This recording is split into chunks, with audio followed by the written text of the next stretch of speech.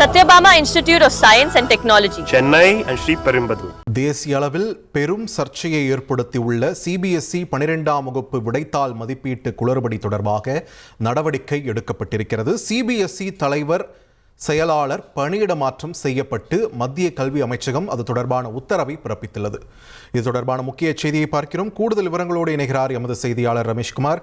ரமேஷ்குமார், வணக்கம். மத்திய கல்வி அமைச்சகத்தின் இந்த உத்தரவின் பின்னணி என்ன? முழு விவரத்தையும் பதிவு பண்ணுங்க. சிபிஎஸ்இனுடைய செயலாளர் மற்றும் தலைவர் ஆகியோரை டிரான்ஸ்பர், அதாவது இடமாற்றம் செய்து அரசு அதிரடியாக உத்தரவுகளை பிறப்பித்திருக்கிறது. குறிப்பாக இந்த சிபிஎஸ்இ விடைத்தாள்களை திருத்துவதற்கான OSM ஆன் ஸ்கிரீன் மார்க்கிங் என்ற விஷயத்தில் முறைகேடு நடந்திருப்பதாக நாடு முழுவதும் அது மிகப்பெரிய அதிர்வலைகளை ஏற்படுத்தி இருக்கிறது.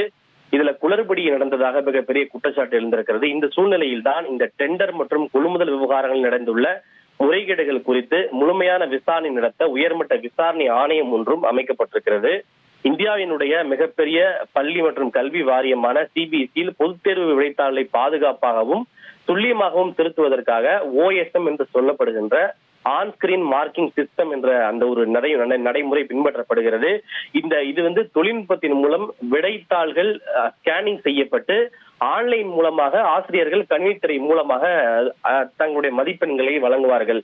இதில் இந்த விடைத்தாள்களை திருத்துவதில் மிகப்பெரிய அளவில் குளறுபடி ஏற்பட்டதால் ஏராளமான மாணவர்கள் பாதிக்கப்பட்டனர்.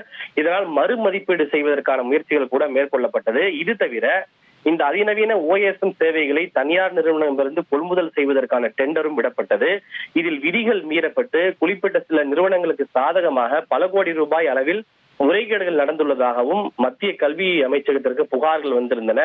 இந்த சூழ்நிலையில் தான் இந்த விசாரணையினுடைய வெளிப்படைத்தன்மையை உறுதி செய்யும் விதமாகவும் சிபிஎஸ்இனுடைய தலைவர் மற்றும் செயலாளர் ஆகியோரை உடனடியாக அந்த பொறுப்புகளில் இருந்து நீக்கி உத்தரவிடப்பட்டிருக்கிறது. அவர்கள் இருவரும் வேறு துறைகளுக்கு மாற்றப்பட்டிருக்கிறார்கள். இந்த OSM டெண்டர் யாருடைய அனுமதியின் கீழ் விடப்பட்டது, விதிகளுக்கு புறம்பாக நிதி முறைகேடுகள் நடந்துள்ளதா என்பது குறித்து விசாரிக்க உயர்மட்ட விசாரணை ஆணையத்தையும் மத்திய அரசு அமைத்திருக்கிறது. இந்த விசாரணை அறிக்கையை குறித்த காலக்கெடுவுக்குள் சமர்ப்பிப்பதற்கும் உத்தரவு பிறப்பிக்கப்பட்டிருக்கிறது. நன்றி ரமேஷ்குமார், உங்களுடைய விரிவான தகவல்களுக்கு. Satyabama Institute of Science and Technology, Chennai and Sriperumbudur.